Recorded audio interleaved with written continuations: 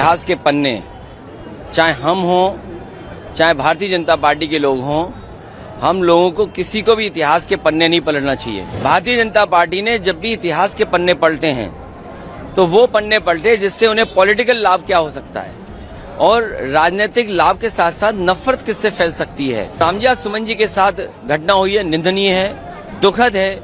एक दलित सांसद जो बहुत ही अनुभवी हैं, बहुत सीनियर हैं, उनके घर पर तब अटैक होना जब मुख्यमंत्री वहीं पर हैं। इसका मतलब मुख्यमंत्री जी की सहमति से हुआ है। बिना उनकी सहमति के, बिना उनकी जानकारी के ये कैसे संभव है कि उसी जिले में वो हैं और सांसद पे के घर पर अटैक हो गया हो। मैंने 23 मार्च को प्रेस के माध्यम से ये कहा था, हालांकि मेरी बात की कोई परवाह क्यों करेगा। इतिहास और इतिहास के पन्ने, चाहे हम हों चाहे भारतीय जनता पार्टी के लोग हों, हम लोगों को किसी को भी इतिहास के पन्ने नहीं पलटना चाहिए, क्योंकि इतिहास में क्या घटना घटी है, हम इतिहास की उन किताबों को पढ़ रहे हैं, उसकी इंटरप्रिटेशन अपने हिसाब से कर रहे हैं। भारतीय जनता पार्टी ने जब भी इतिहास के पन्ने पलटे हैं तो वो पन्ने पलटे जिससे उन्हें पॉलिटिकल लाभ क्या हो सकता है और राजनीतिक लाभ के साथ साथ नफरत किससे फैल सकती है। कौन राजा था, कौन महाराजा था, किसने क्या किया, वो इतिहास की बात है। आज हम आगे बढ़ने की बात करें। और जो रामजिया सुमन जी के साथ घटना हुई है, निंदनीय है, दुखद है।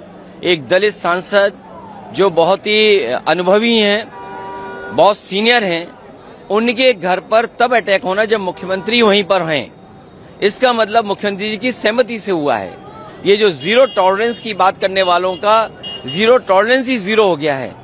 बिना उनकी सहमति के, बिना उनकी जानकारी के ये कैसे संभव है कि उसी जिले में वो हैं और सांसद पे के घर पर अटैक हो गया हो। लेकिन मुख्यमंत्री ने अभी पॉडकास्ट में में बात करी, उन्होंने कहा उत्तर प्रदेश सबसे सुरक्षित और खास करके मुसलमानों के लिए सबसे सुरक्षित है। अगर उन्होंने ये भी कहा कि जहाँ पे 100 मुसलमान हैं वहाँ 50 हिंदू सुरक्षित नहीं, लेकिन 100 हिंदू हैं तो वहाँ मुसलमान सुरक्षित है। लखनऊ जैसी राजधानी में एक महिला जो अयोध्या से चल करके बनारस में नौकरी के लिए, इंटरव्यू के लिए गई और वापस अपने भाई के घर आई, उस महिला के साथ बलात्कार हुआ, उसका सामान लूट लिया गया, उसकी हत्या कर दी गई। सरकार ये दावा करती थी कि महिलाओं के प्रति कोई भी घटना नहीं होगी। उसके बाद सरकार को मजबूरी में अपना परसेप्शन, अपनी छवि सुधारने के लिए इनकाउंटर करना पड़ा। लेकिन इनकाउंटर से क्या असर पड़ा? दूसरी महिला फिर हत्या कर दी गई। इसी तरह बलिया में एक लड़की लटका दी गई, मार करके, हाथ बांध करके। इलाहाबाद में एक बेटी के साथ बलात्कार और घटना हुई। कौन सा जिला नहीं है जहां पर इस तरह की घटनाएं न हो रही हैं। और फिर उन्हीं के सहयोगी दल के विधायक ये कहते हो कि भ्रष्टाचार पुलिस का है, थाने में लूटा जा रहा है, बेईमानी हो रही है। न केवल बस्ती का विधायक कह रहा है ये बात, आगरा के विधायक ये बात कह रहे हैं, और गाजियाबाद का जो विधायक है उसने तो यहां तक कहा कि जिस तरीके से अधिकारी लूट रहे हैं और अधिकारियों को वो चुनौती देते हैं कि अगर उन्हें गोली मारनी है, अगर दूध पिया हो तो उनके सीने पे गोली मार के दिखा दो, और एक विधायक उनकी कुर्सी छीनने के लिए तैयार है। तो ये जो सब कुछ हो रहा है, उस सब को छिपाने के लिए मुख्यमंत्री जी इसी तरह की भाषा बोलेंगे, इससे भी ज्यादा कड़वी भाषा बोलेंगे, इससे भी खराब भाषा इसलिए बोलेंगे क्योंकि वो विदाई का समय आ गया है। इतने वर्षों में उन्होंने कुछ काम नहीं किया, 8 साल की कोई उपलब्धि बड़ी नहीं है, बेरोजगारी बढ़ गई, महंगाई बढ़ गई, भ्रष्टाचार बढ़ गया। इन्हें अपने खास अधिकारी को उसके खिलाफ कार्रवाई करनी पड़ी। और सोचिए कब कार्रवाई कर रहे हैं, 8 साल बाद। ये केवल एक अधिकारी नहीं है, ऐसे तमाम वो अधिकारी हैं जिन्होंने उत्तर प्रदेश को लूटा, क्योंकि भारतीय जनता पार्टी ने जनता को गुमराह किया, जनता को धोखा देकर सरकार बना ली।